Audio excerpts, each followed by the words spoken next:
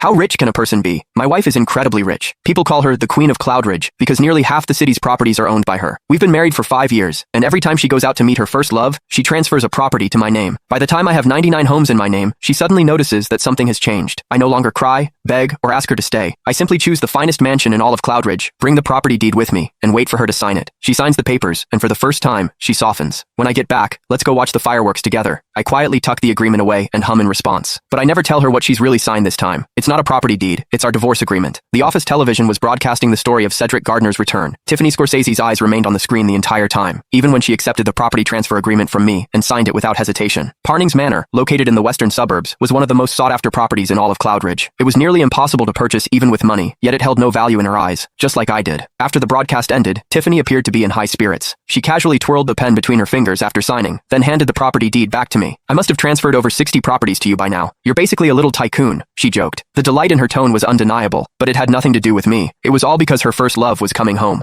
I stood in front of her and simply nodded. The mansion in the western suburbs has a view of the ocean. I really like it. Back when she was pursuing me, I had rejected her 99 times. Her persistence never wavered. After her 100th confession, we got married, but her love didn't last long. It disappeared the moment Cedric returned to Cloudridge, and that day was also our first wedding anniversary. I had been basking in the candlelit dinner she had prepared just for me, waiting with quiet joy for her to come home. Instead, what arrived was a property deed and a brief apology. I'm sorry, Matthew. I missed our anniversary. Will you forgive me? I chose to ignore the heavy scent of an unfamiliar cologne clinging to her skin, and for the first time, I told her I forgave her. To make things fair, I told myself I would forgive her 99 more times. Then came the second time, the third, the fourth. Throughout our 5-year marriage, she left me time and again to be with Cedric. Eventually, she stopped offering explanations. Before going to see him, she would simply hand me the deed to a new property. From the first to the 99th, I forgave her every single time. Now, this was the 100th. But after this, I'd no longer need to forgive her. That realization made me smile. I looked at her calmly, no longer weighed down by emotion. She froze for a brief second, then averted her eyes. At that moment, I saw something unusual in her expression, a hint of reluctance. After hesitating for a moment, she said quietly, "When I get back, I'll take you to see the fireworks." In the past, even the smallest display of kindness from her would give me false hope. I would beg, and I would end up heartbroken, because every time, she would pry my fingers off hers one by one and walk away without mercy, leaving behind just 2 words: "You're insane." But I had already gone insane 99 times. Now that the 100th time had passed, I didn't need to keep lying to myself anymore. Because hidden among the documents I handed her today was a divorce agreement. In 30 days, Tiffany and I would have nothing more to do with each other. There were 25 days left until our divorce was finalized. For the past 5 days, Tiffany's usually quiet social media had become unusually active. During the day, she and Cedric fed pigeons in the plaza. At night, they watched parade floats from the rooftop of a hotel beside the amusement park. I saw every step they took and every place they went together. As for the promise she made to me, I was sure she had already forgotten it. I got up and began packing. The floor was still a mess of scattered clothes and half-open luggage. That was when I received a call from her assistant, Jillian Ferguson. "Mr. Marsden, don't forget the fireworks show at 8 tonight.